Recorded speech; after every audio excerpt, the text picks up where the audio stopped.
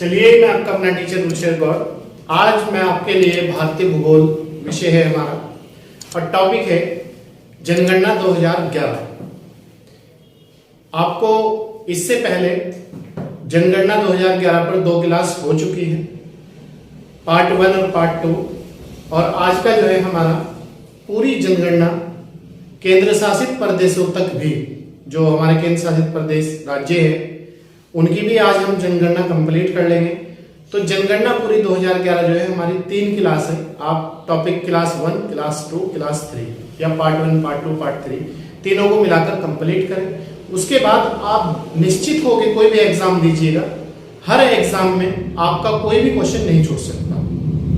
ठीक है, तो आप बहुत अच्छी तरीके से इसे तैयार करें, बहुत अच्छी तरीके से पढ़ें और फिर एग्जाम में आप बैठें और फिर देखना कि कोई भी अगर क्वेश्चन आता है हमारी क्लास से, वो कोई भी क्वेश्चन आपका बाहर नहीं होगा। तो आइए देखते हैं जनगणना का तीसरा पार्ट क्या है। विषय भारतीय भूगोल, जनगणना 2011।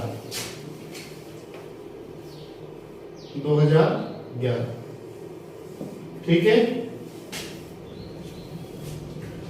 क्वेश्चन है हमारा, पॉइंट है हमारा, भारत के सबसे अधिक जनसंख्या वाले 5 राज्य क्रमशः ज्यादा से कम की ओर घटता हुआ क्रम। देखिए, सबसे अधिक जनसंख्या वाला जो राज्य है भारत का, वो है उत्तर प्रदेश प्रथम स्थान, दूसरा महाराष्ट्र, तीसरा बिहार, चौथा पश्चिम बंगाल और 5वां आंध्र प्रदेश। ये भारत के सबसे अधिक 5 जनसंख्या वाले राज्य हैं। कौन कौन से, एक बार रिवाइज कर दीजिएगा। बिहार, यूपी, महाराष्ट्र, बिहार, पश्चिम बंगाल और आंध्र प्रदेश। देखिए, एक बार मैप पे भी देख लीजिएगा। सबसे अधिक जनसंख्या वाला जो राज्य है आपका, वो ये है यूपी। ये यूपी है पूरा। इसके बाद ये महाराष्ट्र है, ये सबसे अधिक जनसंख्या वाला राज्य है। उसके बाद फिर इसके बाद आपका बिहार है, ये तीसरा स्थान है बिहार का जनसंख्या में। ठीक है, उसके बाद आपका पश्चिम बंगाल है, 5वां जो स्थान है आपका, वो है आंध्र प्रदेश का। ये आंध्र प्रदेश आपका यहां से लेके यहां तक। तो ये सबसे अधिक जनसंख्या वाले भारत के 5 राज्य है जिनका घटता हुआ क्रम मैंने आपको बताया। इसके बाद दूसरा पॉइंट है हमारा, भारत का सबसे अधिक जनसंख्या वाला राज्य यूपी है नहीं? यूपी है। और सबसे कम सिक्किम है। तो सबसे अधिक यूपी है और सबसे कम जनसंख्या वाला भारत का राज्य वो है आपका सिक्किम। फिर है सर्वाधिक दृष्टि वृद्धि दर वे न्यूनतम वृद्धि दर वाले राज्य। सबसे अधिक 10 साल में जो बढ़ोतरी हुई है पॉपुलेशन में, वो हुई है आपकी मेघालय में 27.9%। सबसे अधिक मेघालय में पॉपुलेशन में वृद्धि हुई है। और न्यूनतम जो माइनस में गई है दृष्टि वृद्धि दर, वो है आपकी नागालैंड -0.6%।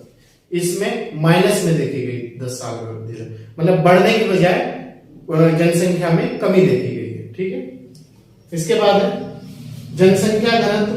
जनसंख्या घनत्व कहते हैं 1 वर्ग किलोमीटर में कितने लोग निवास करते हैं।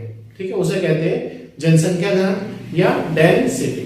ठीक है, सर्वाधिक जो जनसंख्या घनत्व है वो है बिहार का, 1106 लोग रहते हैं 1 वर्ग किलोमीटर में। सबसे अधिक बिहार में रहते हैं 1 वर्ग किलोमीटर में कितने लोग, 1106।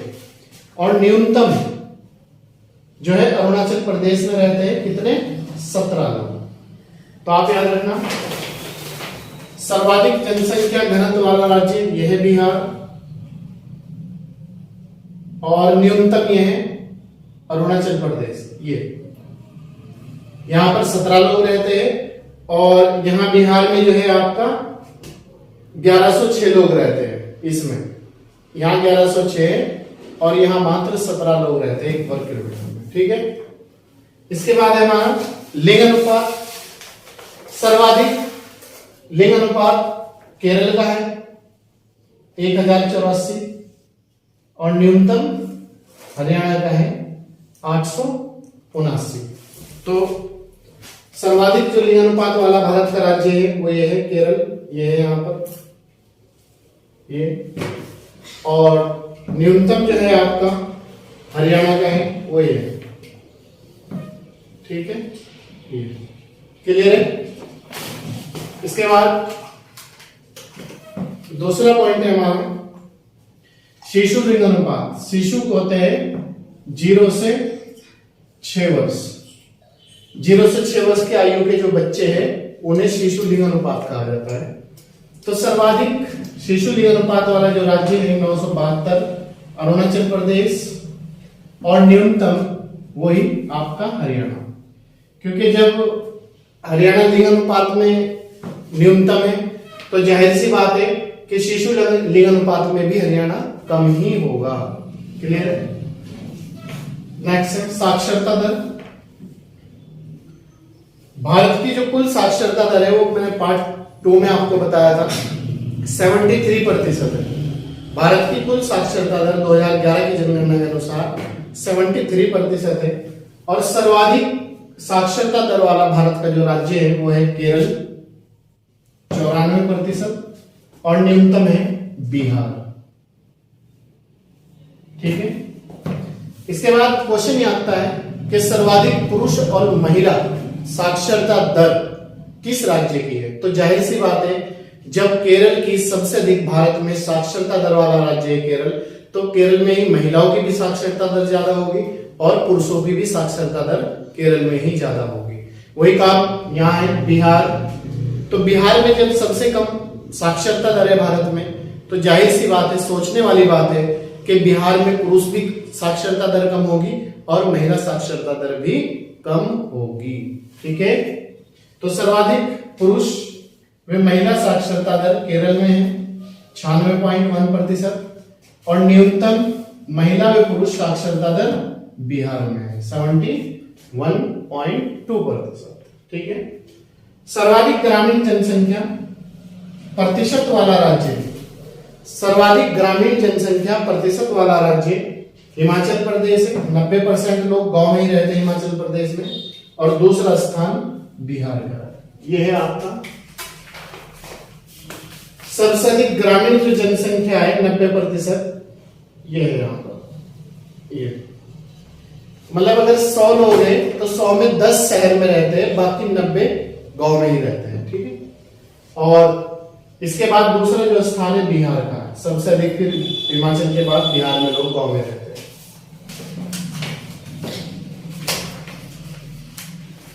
इसके बाद नेक्स्ट पॉइंट है सर्वाधिक नगरीय जनसंख्या, सर्वाधिक प्रतिशत गोवा का है। मतलब सबसे ज्यादा जो नगरों में लोग रहते हैं वो गोवा में रहते हैं। कितने? 62.2% लोग गोवा में रहते हैं। और सबसे अधिक नगरीय जनसंख्या वाला राज्य प्रथम जो स्थान है वो है महाराष्ट्र का, और सेकंड है यूपी का। तो याद रखना सर्वाधिक नगरीय जो जनसंख्या में प्रथम स्थान है महाराष्ट्र राज्य का है, और जो दूसरा स्थान है वो है आपका उत्तर प्रदेश राज्य का। ठीक है। यहां तक नेक्स्ट है न्यूनतम नगरीय जनसंख्या वाला राज्य, प्रथम जो स्थान है वो है आपका सिक्किम का, और दूसरा जो स्थान है वो है आपका आंध्र प्रदेश का। तो याद रखना न्यूनतम नगरीय जनसंख्या वाला राज्य सिक्किम है, और सबसे अधिक जनसंख्या वाला जो राज्य है नगरीय वो महाराष्ट्र है। ठीक है यहां तक के। इसके बाद नेक्स्ट पॉइंट है इसके बाद है हमारा जो वो है केंद्र शासित प्रदेशों की जनगणना 2011 के अनुसार। ये भी हमारा पार्ट 3 में ही कंप्लीट होने जा रहा है, और आज के बाद हमारी जनगणना कंप्लीट हो जाएगी। ठीक है। तो देखते हैं केंद्र शासित प्रदेशों में सर्वाधिक जनसंख्या वाला जो केंद्र शासित प्रदेश है वो है आपका दिल्ली, प्रथम स्थान पर है। अगर आपसे पूछे सर्वाधिक जनसंख्या वाला केंद्र शासित प्रदेश कौन सा है तो दिल्ली, और दूसरा स्थान अगर पूछे आपका दूसरा पुडुचेरी का है, और अगर तीसरा स्थान पूछे तो वो है आपका चंडीगढ़ का। ठीक है। तो सर्वाधिक जनसंख्या वाला भारत का केंद्र शासित प्रदेश कौन सा है? दिल्ली। दूसरा स्थान किसका है? पुडुचेरी। और तीसरा स्थान चंडीगढ़ का है। ठीक है। और न्यूनतम जनसंख्या वाला केंद्र शासित प्रदेश वो है आपका लक्षद्वीप। ठीक है, न्यूनतम जनसंख्या वाला केंद्र शासित प्रदेश वो है आपका लक्षद्वीप। ठीक है, इसके बाद सर्वाधिक जो दशकीय वृद्धि दर हुई है, सर्वाधिक दशकीय। अच्छा, एक चीज और बता दूं आपको, यहीं से थोड़ा सा आपको कलेक्ट करा दूं। सर्वाधिक जनसंख्या वाला भारत का कौन सा राज्य है? वो है आपका कौन सा? यूपी, उत्तर प्रदेश। और न्यूनतम सिक्किम। ठीक, याद रखना। सर्वाधिक दशकीय वृद्धि दर व न्यूनतम, सर्वाधिक जो दशकीय वृद्धि दर हुई है 10 साल के अंदर केंद्र शासित प्रदेशों में, वो है आपका दादरा नगर हवेली। सबसे अधिक जनसंख्या में जो दशकीय वृद्धि दर हुई है 55.9%, वो हुई है आपकी दादरा वे नागर हवेली। ठीक है, और न्यूनतम दशकीय जो वृद्धि दर हुई है वो हुई है आपकी लक्षद्वीप में 0.3%। ठीक है, तो सर्वाधिक दशकीय वृद्धि दर वाला केंद्र शासित प्रदेश दादरा एवं नगर हवेली, और न्यूनतम जो है आपका लक्षद्वीप 6.3%। ठीक है, इसके बाद सर्वाधिक लिंगानुपात और न्यूनतम लिंगानुपात। सबसे अधिक लिंगानुपात वाला जो भारत का केंद्र शासित प्रदेश है 1037 के साथ पुडुचेरी है, और न्यूनतम 618 के साथ वह है आपका दमन व दीव। और वहां पर सर्वाधिक लिंगानुपात वाला भारत का कौन सा राज्य था? सबसे ज्यादा लिंगानुपात वाला भारत का राज्य केरल। और न्यूनतम बताइए, न्यूनतम हरियाणा।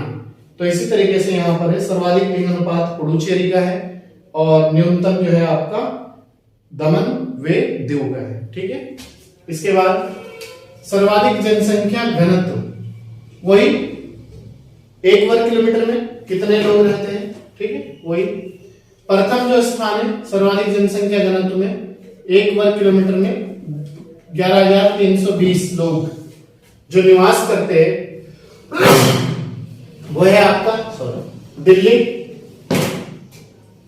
सबसे अधिक जो जनसंख्या घनत्व है, डेंसिटी है, वह है दिल्ली की, प्रथम स्थान पर है। 11,320 लोग रहते हैं दिल्ली में, याद रखना, सबसे अधिक जनसंख्या घनत्व है। और दूसरा जो स्थान है इसके बाद 9,258 लोग रहते हैं 1 वर्ग किलोमीटर में, तो वह है आपका चंडीगढ़ का। दूसरा जो स्थान है चंडीगढ़। अब तो नहीं बोल देंगे। जैसे अगर राज्यों की बात करें, भारत का सर्वाधिक जो जनसंख्या घनत्व वाला राज्य है वह है आपका बिहार, और सबसे कम जनसंख्या जो घनत्व वाला राज्य है वह है आपका अरुणाचल प्रदेश, वहां 17 लोग रहते हैं। ठीक है, और न्यूनतम मतलब जिस तरह अरुणाचल में 17 प्रदेश लोग रहते हैं, ऐसे ही यहाँ पर केंद्र शासित प्रदेश में न्यूनतम सबसे कम मात्र 46 लोग वो रहते हैं आपके अंडमान निकोबार में। क्लियर है यहां तक के? कोई संशय? Very good. साक्षरता दर, सर्वाधिक साक्षरता दर है केंद्र शासित प्रदेशों में, सर्वाधिक साक्षरता दर वाला केंद्र शासित प्रदेश 91.8% के साथ लक्षद्वीप है। और भारतीय राज्यों की अगर हम बात करें, वहां पर सर्वाधिक 94% केरल है। ठीक है, और न्यूनतम 76.2% के साथ दादरा एवं नागर हवेली है। और न्यूनतम कौन सा राज्य है? बिहार। ठीक है, तो आप याद रखना, राज्यों की बात करें तो केरल और बिहार हो जाएगा, और साक्षरता दर में केंद्र शासित प्रदेशों की बात करें सर्वाधिक लक्षद्वीप हो जाएगा, और न्यूनतम दादरा नगर हवेली हो जाएगा। इसी तरीके से सर्वाधिक पुरुष और महिला साक्षरता दर, जैसे वहां केरल और बिहार की देखी थी हमने, तो सर्वाधिक पुरुष और महिला साक्षरता दर पूछे तब भी आपका आंसर लक्षद्वीप ही होगा, और न्यूनतम पुरुष और महिला साक्षरता दर पूछे तब भी आपका आंसर दादरा नगर हवेली होगा। ठीक है, जहां की ज्यादा है तो वहां की जाहिर सी बात है महिला पुरुष दोनों ज्यादा होगी, जहां की कम है तो महिला भी कम साक्षरता दर होगी, पुरुष भी कम साक्षरता दर होगी। तो ये आप कॉन्सेप्ट हमेशा याद रखना, याद करने की जरूरत नहीं है, हमारी क्लास लेने के बाद आपका बिल्कुल कॉन्सेप्ट क्लियर हो जाता है। इसके बाद है नगरीय जनसंख्या का प्रतिशत।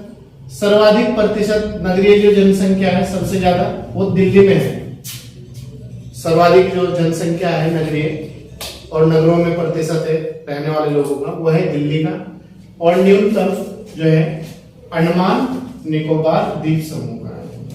नगरीय जनसंख्या प्रतिशत सर्वाधिक प्रतिशत दिल्ली का है, सर्वाधिक नगरीय जनसंख्या प्रतिशत दिल्ली का है, और न्यूनतम नगरीय जनसंख्या प्रतिशत अंडमान निकोबार द्वीप समूह का है। नोट है, जनसंख्या की दृष्टि से सबसे बड़ा केंद्र शासित प्रदेश दिल्ली है, जबकि न्यूनतम मात्र 64,473 लोग ही रहते हैं यहाँ पर लक्षद्वीप में। और दिल्ली में देखो कितने रहते हैं, 11,320 लोग रहते हैं। ठीक है, तो सर्वाधिक जनसंख्या वाला केंद्र शासित प्रदेश दिल्ली है और न्यूनतम लक्षद्वीप है। नेक्स्ट है सर्वाधिक अनुसूचित मतलब एससी जनसंख्या में प्रथम स्थान 28.1 लाख के साथ दिल्ली का है। अब आपको इतना याद रखना कि सबसे अधिक एससी जो लोग रहते हैं केंद्र शासित प्रदेशों में, वो किस में रहते हैं? सबसे अधिक 28.1 लाख जो है दिल्ली में रहते हैं।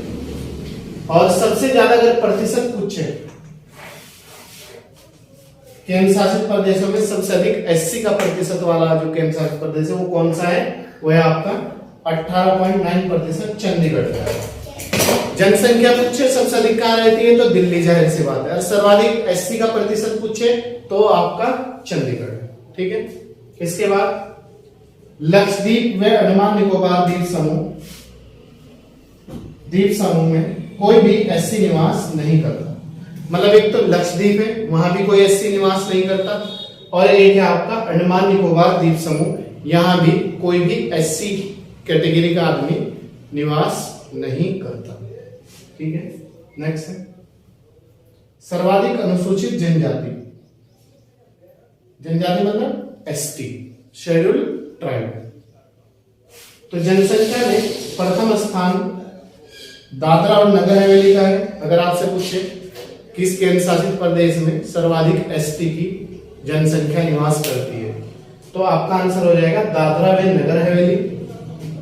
और सबसे ज्यादा अगर प्रतिशत है कहीं पर एसटी का, तो वो है आपका लक्षद्वीप। सर्वाधिक जनसंख्या पूछे एसटी किस केंद्र शासित प्रदेश में रहती है, तो आपका आंसर हो जाएगा दादरा और नगर हवेली। और सर्वाधिक प्रतिशत पूछे किस केंद्र शासित प्रदेश में है एसटी का, तो हो जाएगा आपका आंसर लक्षद्वीप। ठीक है, इसके बाद चंडीगढ़ और पुडुचेरी में कोई भी एसटी निवास नहीं करता। चंडीगढ़ और पुडुचेरी में कोई भी एसटी निवास नहीं करता। आप इस बात को याद करना। ठीक है, तो ये था आज का हमारा जनगणना 2011। भारतीय राज्यों से लेके जो हमने जनगणना का सफर करा, जनगणना का इतिहास देखा, जनगणना में भारतीय राज्यों में कौन क्या है, किसमें ज्यादा है किसमें कम है, सब कुछ देखा। उसके बाद हमने केंद्र शासित प्रदेशों में जनगणना कंप्लीट कर ली है। तो ये हमारी पार्ट 1, पार्ट 2, पार्ट 3 में मिलाकर जनगणना आज 2011 कंप्लीट हो चुके हैं। आप कोई भी एग्जाम दीजिए हमारी तीनों क्लास लेने के बाद, बेनिश्चित होकर आप एग्जाम में बैठ जाइएगा। आपका कोई भी क्वेश्चन इससे बाहर नहीं जा सकता क्लास से, ये मेरा आपसे वादा है। अगर आपने इसे 1 से 2-3 बार सुन लिया और अगर बाय हैंड नोट्स बना लिया आपने, तो कभी भी आपका किसी भी एग्जाम के लिए छोटे से छोटा और बड़े से बड़ा आप निश्चित होकर बैठ जाइए। चलिए मिलते हैं आपसे नेक्स्ट टाइम नेक्स्ट क्लास में नई एनर्जी के साथ।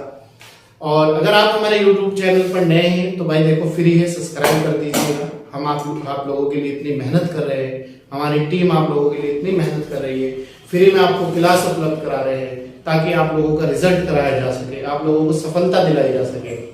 और आप इसे ज्यादा से ज्यादा सब्सक्राइब, लाइक और शेयर कीजिएगा। और अगर पुराने हैं तो कंटिन्यूटी के साथ जुड़े रहिएगा और ज्यादा से ज्यादा शेयर कीजिएगा लोगों में, और लोगों को बताइएगा कि कंटिन्यूटी के साथ क्लास ली जाती है और टॉपिक बाय टॉपिक क्लास ली जाती है। जैसे ऑफलाइन क्लास ली जाती है ऐसे ही हमारी आप लोगों के लिए ऑनलाइन क्लास ली जाती है।